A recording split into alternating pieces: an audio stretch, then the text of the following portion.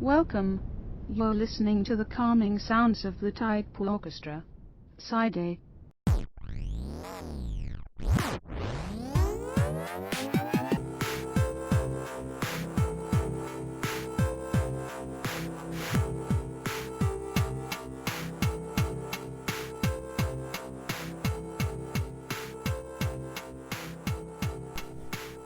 Hello and welcome to another exciting episode of the Tidepool Orchestra podcast. I am your host Brian, and with me we have Noah, who's sitting there professionally, Mike, who was not, and Alex, who is invisible. You each have to say something. Hi, I'm Noah. Something? Yep. I'm hello, and that's welcome. Perfect. We're going to try to shoot for a shorter episode this week, he said, for the 5th week in a row. And...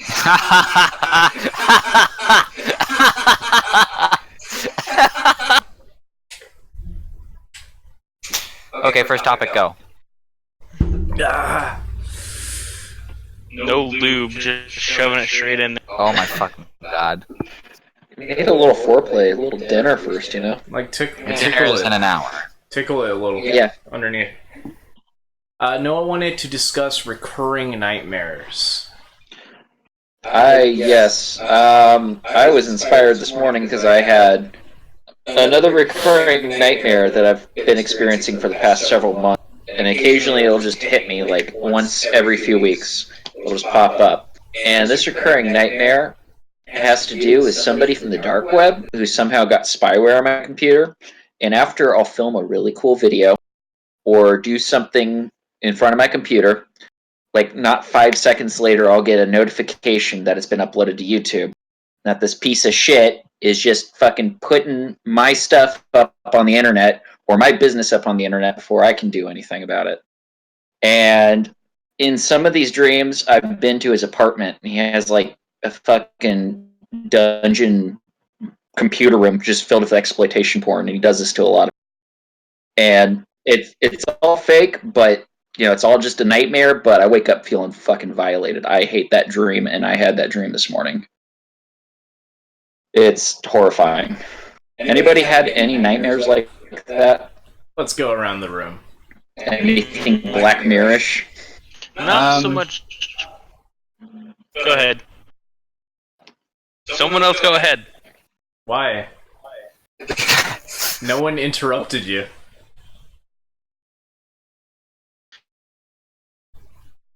Someone else Okay, go ahead. not so much Black Mirror. Ryan, you said you wanted a shorter video. Podcast. Whatever. Yeah. Sometimes I have this dream where all of my friends and family are dead. That's Like you remember them dying, or they're you're you and they've already died in the past. I'm me, and everyone I know and love is dead. Jesus. That sucks. This is a fun Yes. topic. It's about reoccurring nightmares. How much more fun could it be? How often do you get those nightmares? Usually when I'm at my lowest, like, mental state, when I'm like, During low points in your life. yeah, when I'm like at the very bottom of the depressive well in my manic depressive states. So right before you joined the Tidepool Orchestra. I was gonna Right say after, right after. actually. Got him. Brian. I've had 2 recurring nightmares. One has long since passed, but you know, that time I got robbed at gunpoint for a couple of months straight. I would wake up in a cold sweat because I remember people running at me with guns. So that was fun. Don't have that much anymore. Current one is that I wake up and my legs are gone. Oh God. As That's I like just- a diabetes dream. Yeah. Oh God. Have you been checked out, Brian? I know, like, No. I know we talked about it a little while back, where like, you were super at risk based on genetics and things like that. You're using plausible deniability as your excuse. If I don't get it tested, I don't know it's wrong. When you get if and when you get health insurance again, please get yourself checked out because if you don't, you'll be really relieved, and the nightmares will stop. Nah, it's fine. Everything's fine. After I wrecked my car back in 2015, 2016, I hit in an intersection, head-on collision, into somebody's side, so it was my car's front was bent in. I had nightmares for like the next 3 months after that of crashing head first into brick walls. Ooh, Like a reverse Humpty Dumpty. I got one similar to that when Alex knows about. Alex hasn't gone yet. What? What do I know about? Oh, I was gonna say Alex knows about the back crash. Sleep paralysis. Yes. Oh yes, intimately. I had an instance of that, and like Same here. kind of a recurring theme just in like the only through line of thematically speaking in all my nightmares anyways, because they all seem to be different, is usually just not being in control and things that are bigger than me or like shouldn't be or that are there. So like one time I thought I had woken up in the morning, and from my bed, at the end of my bed, I've got a bookshelf, and the top shelf is mainly empty for the most part. And my curtains are right above a vent, so they kind of billow when the air comes on a little bit. And as they were billowing, at one point I thought I saw like this shadow flit from the curtains to the top shelf of my bookshelf. And I'm like, well, that's not right. And I found myself like trying to get up to get a better. And I'm like, I can't move. What's going on? And like, when I blinked, it was like there was a tiny humanoid shadow figure sitting on my bookshelf, like in a hunched position. And it had like these really long, spindly arms that started reaching out toward me. And then I couldn't breathe. And then I woke up. That's pretty intense. Yeah, That reminds me of I don't know if you've ever seen Cat's Eye, the Stephen King. I'm gonna look it up now. Cat's It- Eye. It's 3 short stories. They're pseudo scary, like Stephen King books and movies. But the final story involves the cat that ties the stories together being adopted by a little girl, and this little gremlin comes out of this hole in her room at night and climbs up her chest to steal her breath. Oh yeah, no, that's where a lot of I'm looking at an image now. Like this is basically what a lot of sleep paralysis imagery looks like. Basically, because like since you can't consciously take control of like your breathing when you try to, your subconscious something is impeding my ability to control the breathing, so there must be something on my chest. And for a lot of people that manifests in like something literally being on your chest as far as like your eyes are concerned. Yeah, I can see that. I don't like that. Mm-hmm. It's very interesting, though. The only other time that I've had like something that intense, it was basically kind of like me and these other two were like investigating this haunted house thing, but we weren't taking it very seriously, and I was just like, that's obviously not a good idea, we should take this seriously. And the long and short of it is, they were upstairs while I was downstairs, and I heard a scream, and then a door close, and then I went up there, it was just this empty hallway, and I'm like, hey, where's everyone, what's going on? And when I turned around, the door to the staircase was closed, and at the end of the hallway another door opened up, and it was the door to the bathroom, and I could see like the dead body of a lady swaying back and forth like she was hanging from a noose, and somehow she started floating toward me, and I was trying to get away, and I couldn't move, and as she I couldn't see her face. I couldn't make it out at all. And by the time she got to me and started vomiting up this foam, and I started choking on it. That's pretty horrible. It was. It was the only time I've ever woken up screaming. You know what they say, when one door closes, another one opens. They do say that. I don't like you, Mike. I don't like Mike anymore. Didn't Mike leave? Yeah, that's a good segue. We wanted to talk about Mike leaving. I'm gonna miss him. Yeah. Good night, sweet prince. Yeah. You're way too young. In the arms of an angel.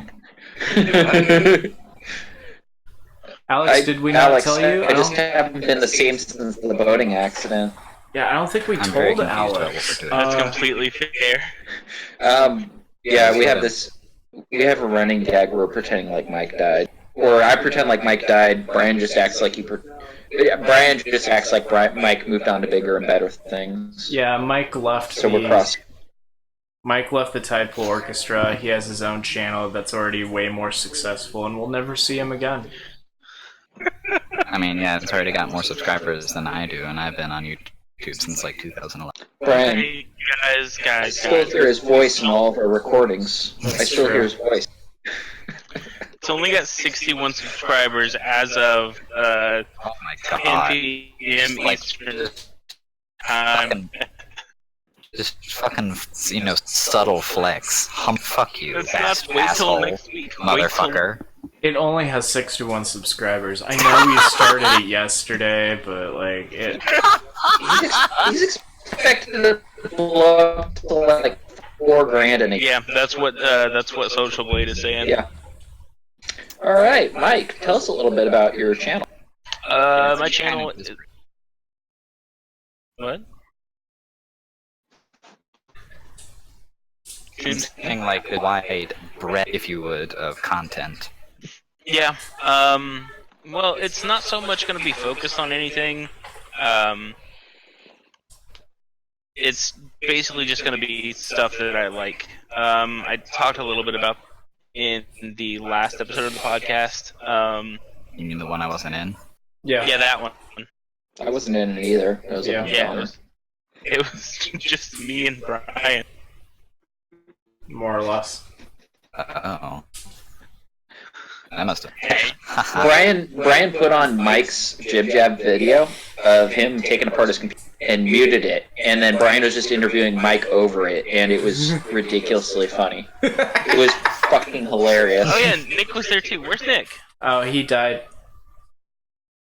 You can hear him playing the trombone in the background.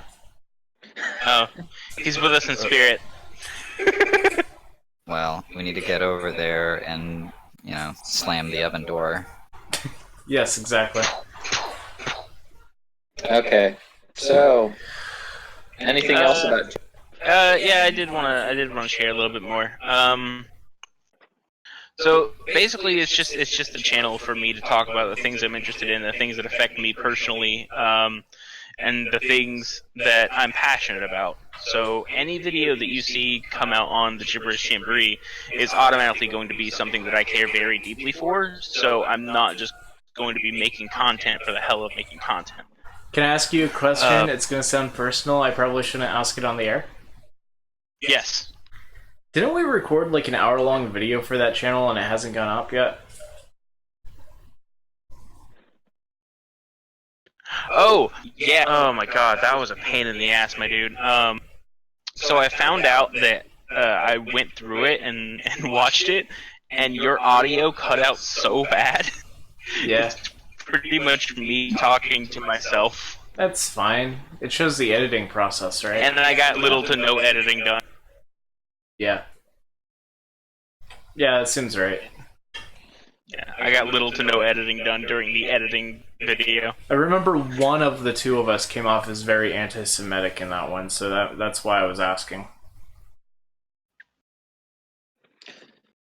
One of my fears about GibJam is it seems like GibJam is going to be an awesome fucking channel, and it's inspiring me, and I want to do on the expectorant, really all of it between you and GibJam, me and Brian and his 5 million jobs.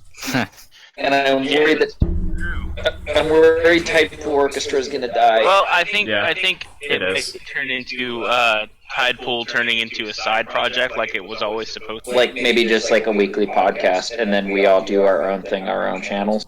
And then occasionally we come on here to play video games. Yeah, Hell basically. yeah. Let's keep it video game related. Really rub it in Brian's face. Gamers unite. You friend zoned me 5 times, Veronica. 5 times you friend zoned. Gamers rise up. Dankweed. Oh god. Hey, Alex, you wanted to talk about Joker something face. not this, right? Are we like entering into the second half of the podcast now? We should probably. Are we Yeah, going to do we an are. intermission? We are. Okay. We're gonna put in the intermission Alright. right here. End of side A. Please continue on side B. That means Right. I cut. I said right now, and I snapped. We cut there, Alex. Like, come on. Right now.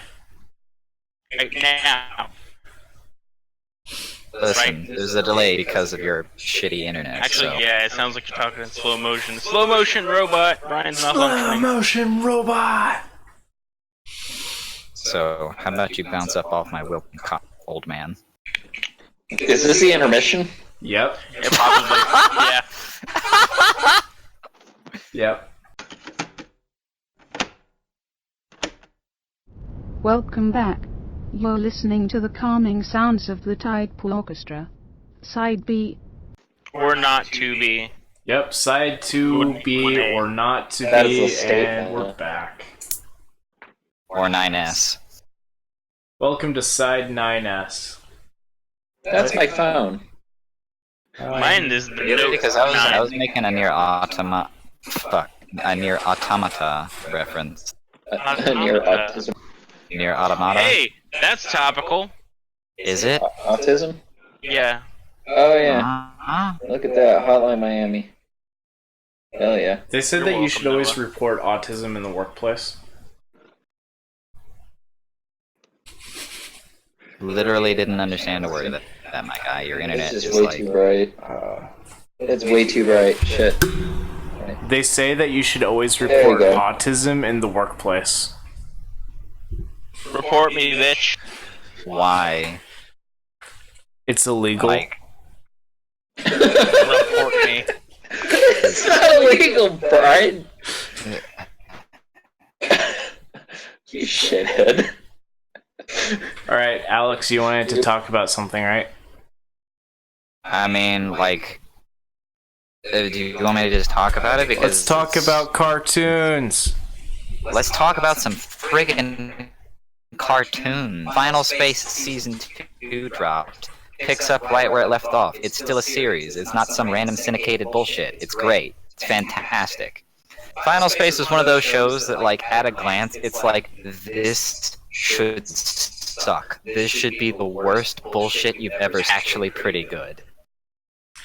Now, I haven't seen Final Space in a while, but from what I remember about Tumblr, it's a show about a guy who really loves a cat guy. They are best friends. Oh, okay. Which makes that one part where that one thing happens somewhat disappointing. When the cat dies. Oh my god, Brian. What the fuck, Brian? He's never coming back either. Anyway, season 2. Okay, Brian, stop. Season 2 dropped in first episode. And weird thing on Band Adult Swim? Question mark? I guess. Yeah, they moved from TBS to Adult Swim for seemingly no reason. TBS was trying to make their entire, like, cartoon block, and they had 4 shows lined up. Tarantula, Final Space, Close Enough, and I think American Dad was part of the lineup. American Dad is still making new episodes. They're fantastic. Close Enough never seems to be coming out ever. Tarantula, they dumped it all on like a single day and then canceled it. And then Final Space was really their golden child, the thing that actually they made and was going to stay around. but then they sold it to Adult Swim. I guess you could say close enough isn't very close enough. More like J.G. Quintel doing more pseudo-autobiographical work again. Remember when he was Thanks, I guess. Remember when he was an anthropomorphic blue jay? Remember when J.G. Quintel had a TV show on Cartoon Network that was pseudo-autobiographical, except it featured his persona in his... Remember why his name sounds familiar. He's a regular show. Yes. Remember when Yeah, he is. regular show started out as a small animation he did in college where he tripped acid with his station? This isn't fun. Regular show is pretty good. Just gonna throw that out there. Yeah, it's pretty good. alright. Oh my I know god, fucking the, I hate it so much. the guy who does three-word phrase, one of my favorite webcomics, the guy who does three-word phrase, he actually had pretty much stopped doing three-word phrase because he started working as a storyboardist for a regular show. Is it called So you Storyboard? say like- one of your favorite comics was ruined because of regular show and you shouldn't like it because of that. I'm not jealous. They're both good. Is it It's kind of like Storyboards? how Ian Jones-Cordy had a webcomic that he was updating regularly, and then he started working on OKKO, and it basically stopped in the middle of, like, its climax. So Yeah, Ryan- I would be mad at Ryan Pequin. OKKO because of that. Didn't And then they OKKO had finish the webcomic? Yeah, you were about to It say. did! In, like, kind of a dismissive, like, there's an ending, whatever, kind of way. It's yeah, I don't know. It's whatever. Brian, do you want to talk about more cartoons? Brian, do you want to talk about more cartoons?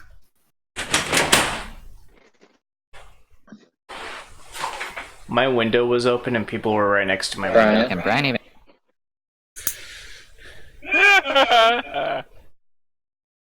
Oh, he's back. half of that gone. My It's window alright. was open. I was But you know getting a what lot of wasn't gone? background noise. Okay, cool. Have you had an interview as a plumber? That You was should. awful. But it was also a segue. Talking about cartoons. Anything else about cartoons? Apparently Amphibia is out. I haven't seen Amphibia yet. Amphibia sounds really cool. OKKO, It's pretty cool. news about OKKO is, season 3 is coming out. If it hasn't come out now, it's going to come out within the next week or so, the entire season. Which is exciting because I did not know that a season 3 existed until about a day ago. What else? Yeah, the news, the way I heard it, was that it basically got shit canned right after the production for season 3 ended. Which, OKKO's cancellation is something that we've already talked about. And I've already made my feelings about abundantly clear. Does Spider-Man count as cartoons? Spider-Verse on Netflix. How Now, strong is he? 4. speaking of cartoons and Netflix, Agretsuko Agretsuko season 2. came out. Fantastic pretty- show. It's a good show. Season 2 was alright. Yeah. Agretsuko is my wifey. You cannot have her. She is mine. Okay, that's great. I already have someone. Don't worry about it. Is it boring male Agretsuko from season 1? It's me, okay? Mike, what the fuck are you doing with your hair right now? So Being beautiful. I moved down to I moved Top-notch Zoe Deschanel bang. Sorry, go ahead. I moved state last week and I needed to find a job and now I have 3 and it's weird and I need to quit one of them and my life is a weird constant joke. But that's fun. Do you guys know all of like how when you apply online to jobs you have the online questionnaires and personality assessments? Yeah. Yes. Unfortunately. I found some gems. One of the personality assessments, one of the questions was true or false 2 + 2 = 4. it seems like a really easy way to weed people out that aren't paying attention. So naturally, I put false. I don't know, man. 2 plus 2 equals 4. Nah. What did it say? Sorry, your voice is cutting out on my end. Yeah, I'm making a joke. Obviously, you would hit true there, but I hit false because I'm dumb. Oh, I'm Sounds sorry. like a way to weed out smart Alex. Possibly.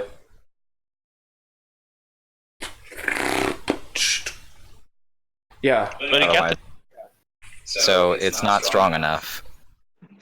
I went into a job interview wearing steel-toe boots because I had them, but for that particular job I had to walk through like a turnstile and go through like a metal detector, and I had to take the shoes off and put them inside of a little plastic cubby, and the cubby gets pulled out through the other way, and I'm like, am I going to a prison?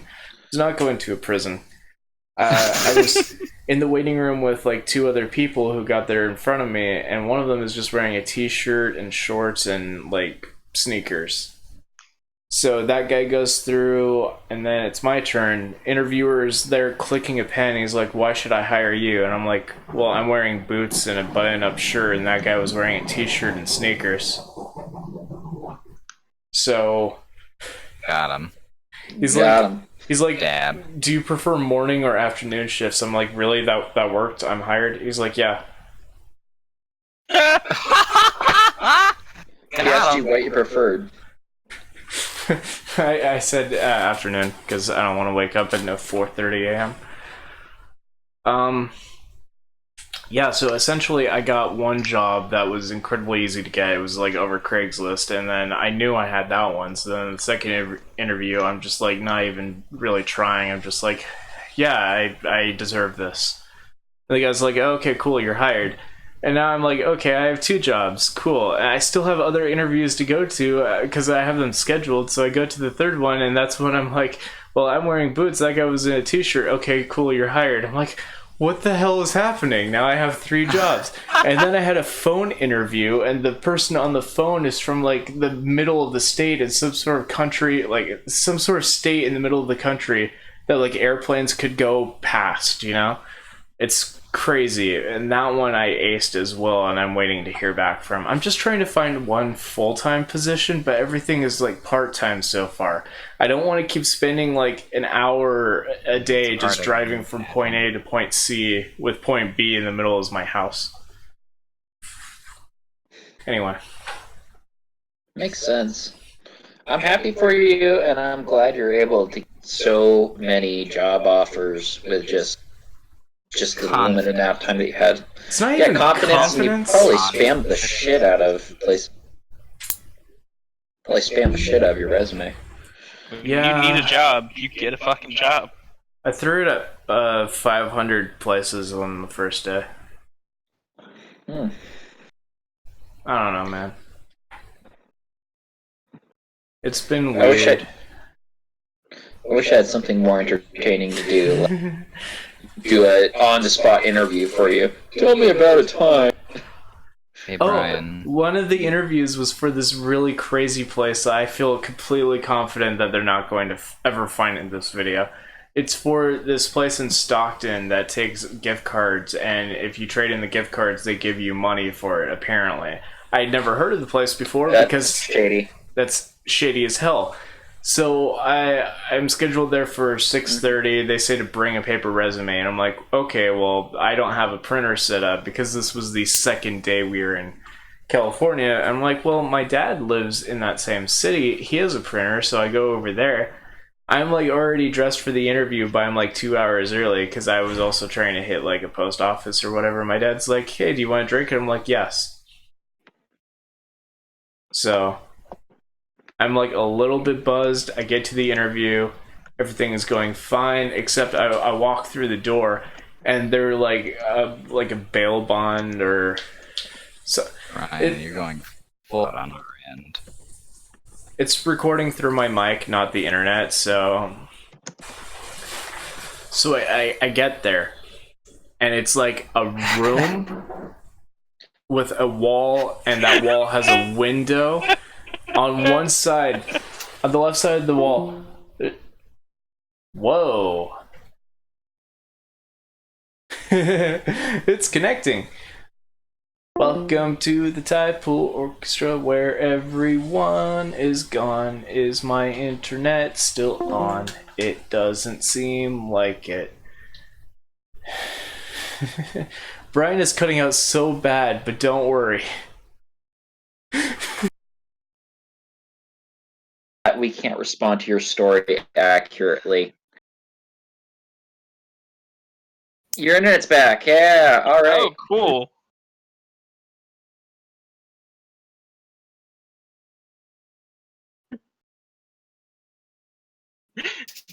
That's the whole joke was. The whole joke was me going like, oh, well, what are you going to do? Like, I'm pretending like I can understand. But of course that part didn't get recorded. That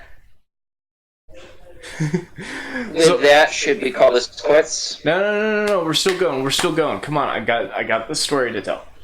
I go to the interview. I have to bring a paper. Continue talking binary to me. It's so amazing, so sexy. Continue talking binary to me.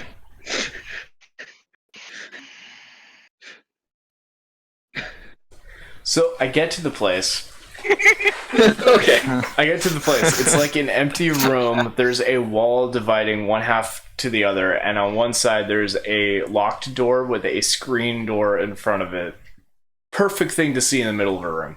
There's a window in the middle of the wall, clearly bulletproof glass, small metal tray. On the left side, the entire wall covered in all of these, like, wall of shame license plate, driver's licenses, just all over the wall. I walk up to the window and I'm like, hey, I'm here for an interview. She says, what's your name? I say, Brian. And she says, okay, one moment. Goes to the back. I hear 6 locks turning and then 2 unturning. And one of the doors opens and she's like, may I see your resume? I go inside. The interview lasts for 3 minutes. And the one question she asks is, describe yourself in 3 words. And that's how I really knew that I did not have a left kidney.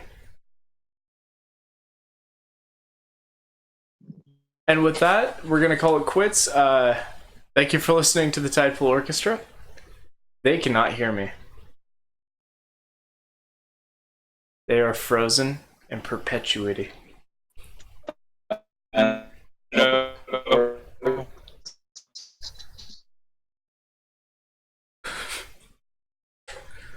Sweet. Alright, bye-bye, folks. Final words? Oh, final words. Good. Okay, final words. God. Are we unfrozen now? Yeah, you're unfrozen. Final words. No. The final word was no. Shame. No, shame. Alex? God, I don't know. No. Mike. Fame. Goblin. Okay, cool. No shame, no fame, baby. Let's go. And that's the episode. See you guys next week, maybe. Maybe my internet will work. Who knows? High five. Thank you for listening to the calming sounds of the Tidepool Orchestra.